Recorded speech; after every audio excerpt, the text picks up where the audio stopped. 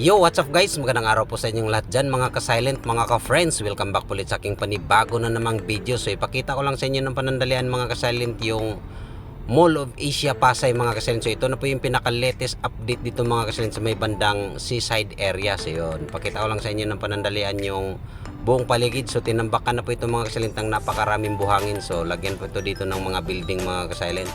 So hintayin na lang natin, abangan na lang natin kung ano yung magandang maidulot nito o masamang maidulot mga kasalin sa ginawa nilang pagtambak dito mga kasalin. So yun, pakita ko muna sa inyo ng panandalian yung buong paligid para may idea kayo mga kasalin sa aking silent move strip ngayong araw na ito. So yun, napakaganda dito mga kasilent to. Tanaw na tanaw yung buong view ng Mall of Asia Pasay mga kasalin. So yun, so yun po yung pinakamalaki nilang Ferris wheel dito mga kasalin. So sa may seaside area po ito mga kasalin. So sana nagustuhan nyo ang aking video mga kasalin. So happy watching po, bye bye.